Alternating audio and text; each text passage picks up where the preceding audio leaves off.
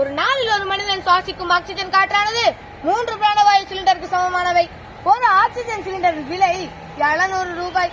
ஒரு நாளில் ஒரு மனிதனின் ஆக்சிஜன் தேவையானது 2100 ரூபாய்.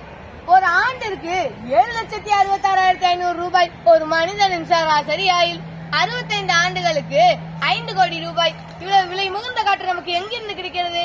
ஒரு அரச மரம் தன்னை சுற்றியுள்ள 1/2 கிலோமீட்டர் தூரத்திற்கு ஆக்சிஜன் காற்றை தருகிறது.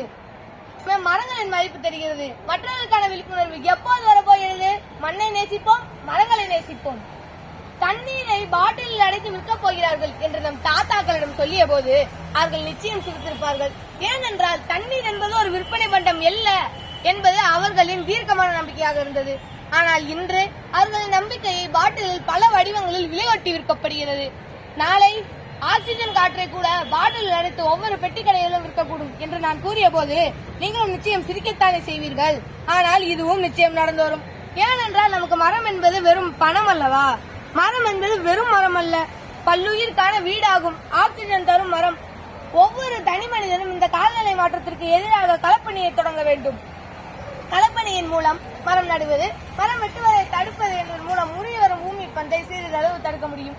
எங்கோ பற்றி எரியும் ஆக்சிஜன் அமேசான் காடுகளும் சரி, நம்ம ஊரில் வளர்ச்சி என்ற பெயரில் வெட்டப்படும் மரங்களும் சரி, எல்லாம் இந்த காலநிலை மாற்றத்தில் பின்னி பிசைந்துள்ளது.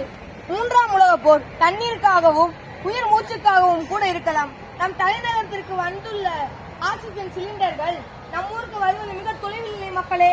தொழிற்சாலை உற்பத்தியில் கவனம் செலுத்தும் நாம் குறைந்தபட்சம் 33% காடுகள் உருவாக்குவதில் வேண்டாமா?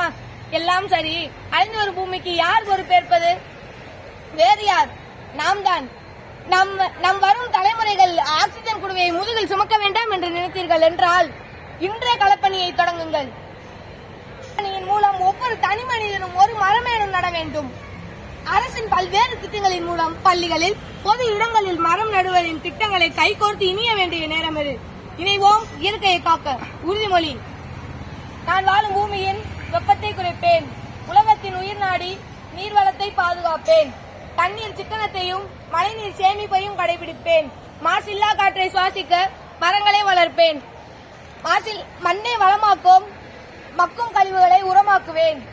பிளாஸ்டிக் பைகளை தவிர்த்து குப்பைகள் எரிப்பதை தடுப்பேன். நம் வரும் தலைமுறைகள் நலமாய் வாழ சூழலை மேம்படுத்துவேன் என உறுதியளிக்கின்றேன். சூழல் காப்போம், தேசம் காப்போம்.